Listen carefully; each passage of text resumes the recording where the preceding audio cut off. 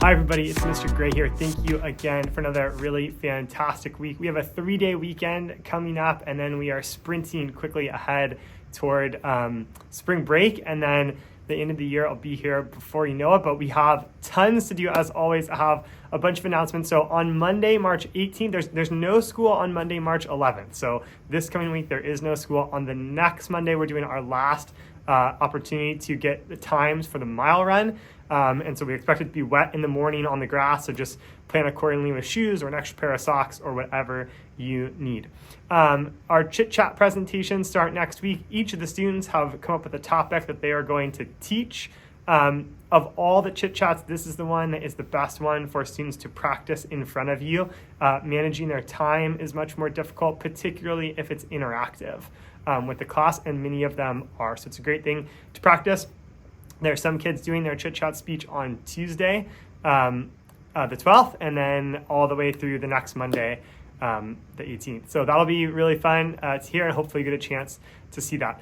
5th grade guys night is next Thursday from 6 to 7. I think you can get to there a little bit before, and there's food. So all the boys in class, I highly recommend you go. I will be there for at least part of it, certainly for the food part. It's a great opportunity. So bring your dad, bring your uncle, grandfather, some kind of trusted male adult if you can. Moms, if there's no male adult, you can come too. That's totally fine. But we want the kids to be there if they can come. It's a fantastic thing every single year. And so if your boys can come, please send them that day. That was a great thing to go to. Also, by Thursday, if you're going to sign up for Irvine Junior Games, it has to be done by Thursday, March 13th.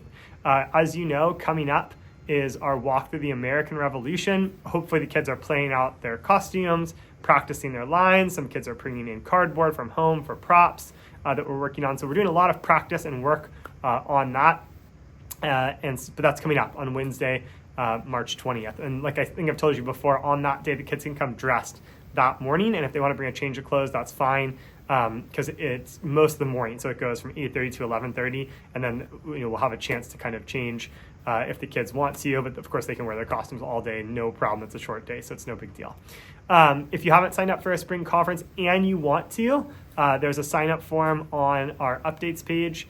You can go.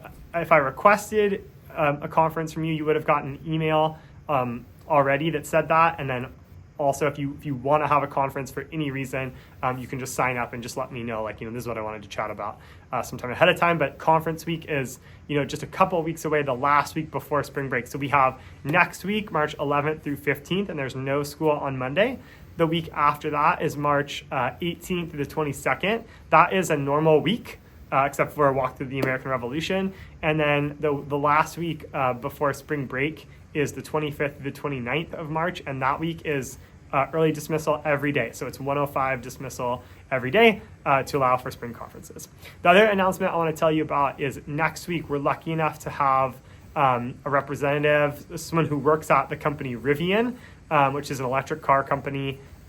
They're based out of Irvine. And so we're kind of partnering up with them to work on our end-of-year All Apps project. So the person we know is coming to speak to all the kids on Wednesday next week about Rivian, and then we'll start working on our project after that. The kids are also working on a leadership project, which I'll say a little bit more about later. The last big announcement I want to talk about is grades. Your trimester 2 grades come out on March 15th, which is next Friday, at 3:15 p.m. There should be no surprises. I've been inputting the grades all trimester. Nothing is out of the ordinary or unexpected if you've been checking it. So you shouldn't see any surprises, but I do write comments. I do put in the grades. And of course, you can chat with me either at conferences or before if you have any questions about that, or send me an email, no problem. What I wanted to tell you, I was talking to the kids about this, is that next year, the grades are going to change a little bit. If you have an older student in middle school or high school, you know that there's a change from the point system, meaning like percentages. I got, 212 points out of 300. That's my final grade, which is kind of the system we use. That's getting changed to it's called standards-based grading, which is a 4-3-2-1 system. So the reason I chatted with the kids is because I am toying with the idea of trying that out a little bit this trimester. I'm not sure if that's going to happen, but I'm just giving you a heads up. If you see something in the gradebook that is strange or you don't understand, feel free to email me. It may or may not happen this trimester. It kind of depends how I organize it a little bit. It might look exactly the same as normal, but if you see anything strange, if you have any questions, feel free to email me. But it's good to just know that next year that is starting.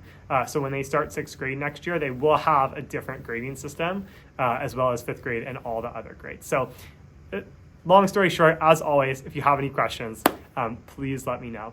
For reading next week, we're starting to read a bunch of books. I have 12 different sets of books that are historical fiction books from the American Revolution, set in the American Revolution. And they're all really great books. The kids got to go shopping and kind of check out every single book and rank them to determine which ones they wanted to read. They have to do some independent work where they're identifying themes and gathering evidence and comparing and contrasting characters and looking at how one scene fits as a part of the whole scene in the book. There's a bunch of work they have to do over the course of 2 books over the course of the next few weeks. So they have a couple weeks to finish. We'll have time in class. They'll have time at home to work on that. And I'll be checking in along the way, but they have to read 2 books. Then after that, if they have some time left, they get to read the other books that we have for the American Revolution. So we'll probably continue that just a little bit after spring break. And we'll kind of see if we can do one extra thing with this, but we're a little condensed on time this year, so we're not going to have as much time as I had hoped, but they're really great books, so you can check in and ask them about their American Revolution fiction books. We're going to finish up the book I'm reading out loud, which is called I Survived the American Revolution, 1776, which is getting very exciting. We should finish that up pretty early next week. For math, our focus is on CML. It's our last Continental Mathematics League meet, the 5th one. And that test will be on Wednesday next week. And then we're going to do something for Pi Day. I'm looking at a couple things right now on Thursday. In social studies, we're really going to study the Declaration of Independence. We're starting to analyze it, this week as I'm filming. Next week, the kids are going to start working on their own personal Declaration of Independence, where they are declaring independence from the tyranny that overtakes their lives. Ultimately, what we're going to get to is it's really a declaration of how they are going to be more independent and show responsibility, because that was what the colonists wanted, was they wanted a chance to do things on their own, but they really had to earn that. And so that's what we're talking about, as if you hear at home that we're declaring our independence from parents or anything else, that is not the case. We're discussing things like that, but ultimately it's more about that I'm choosing to have more responsibility than someone is lurking over me. So that's what we're working on for a couple of weeks. That'll really help us analyze the Declaration of Independence. And of course, we're working hard on Walk to the American Revolution. The kids will see Mrs. DeMarco for Science Lab. And then, like I said, we're working on our 3rd trimester leadership project. Some students will begin to get approval from me, and they will have time to go do their projects. Some kids will be doing it at lunch. Some kids will be missing class to go mentor other students. So it's very exciting. It's a lot to do. As always, I hope you have a really great weekend. There's so much going on. I'm looking forward to seeing people at Guys Night and at spring conferences coming up. So a lot of great opportunities. Good luck if you're participating in National History Day this weekend. Have a great weekend. Bye-bye.